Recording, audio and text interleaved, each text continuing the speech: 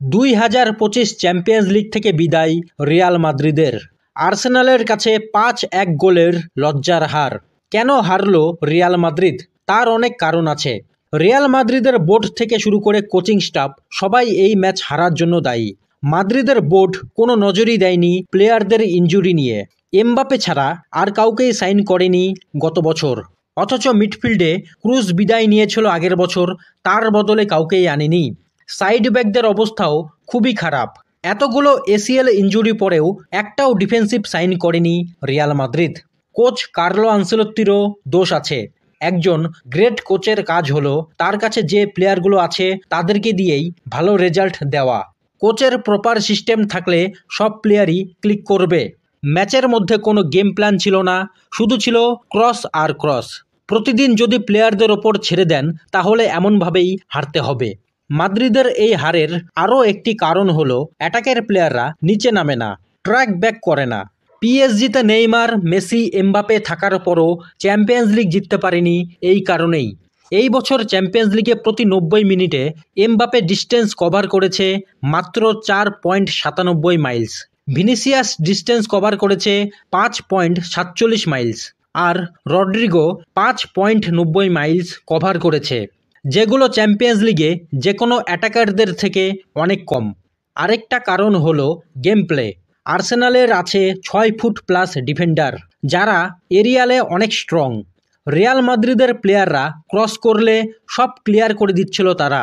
Madrid দলে এই মুহূর্তে ভালো কোনো হেডার নেই। গতবার হোসেলু ছিল, অনেক গোল হেডে করেছিল সে। এদিকে মিডফিল্ডের সাথে অ্যাটাকারদের কোনো সমন্বয় খুঁজে পাওয়া যায়নি এই ম্যাচে।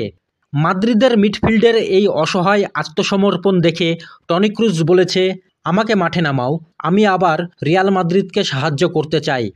এদিকে আর্সেনাল দেখিয়ে দিল কিভাবে টিম হিসেবে খেলে ম্যাচ বের করতে হয়।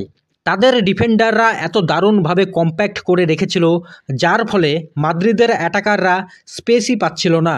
ডেকল্যান রাইস আর থমাস পার্টে ডবল পিভট মিলে মিডফিল্ডে ডোমিনেট করেছে। তার ওপর মিকেল মেরিনো স্ট্রাইকারে শুরু করলেও পুরো মাঠ কভার করেছে। আর্সেনালের 2টি গোল তার দেওয়া পাস থেকেই এসেছে। রিয়াল মাদ্রিদ খেলেছে অ্যাটাকে 3 জন ওয়ার্ল্ড ক্লাস স্ট্রাইকার নিয়ে, কিন্তু তারপরেও প্রথম হাফে একটাও শট অন টার্গেট ছিল না। মাদ্রিদের স্ট্রাইকারদের অ্যাটিটিউড রোনাল্ডোর মতো, কিন্তু পারফরমেন্স মারিয়ানো ডিয়াজের মতো। অন্যদিকে মাত্র 2 জন উইঙ্গার ছিল আর্সেনালের, তাও তারা 2টি গোল করে ম্যাচ জিতে নিল। এবার বলি মাদ্রিদের ফ্যানদেরকে কিছু পজিটিভ কথা। এটা মানতেই হবে প্রতি বছর চ্যাম্পিয়ন্স লিগ জেতা সম্ভব না। 2002-এর পর রিয়াল মাদ্রিদের পরবর্তী চ্যাম্পিয়ন্স লিগ জয় করতে সময় লাগে 11 বছর, কিন্তু তারপরে 10 বছরে 6 বার জিতে।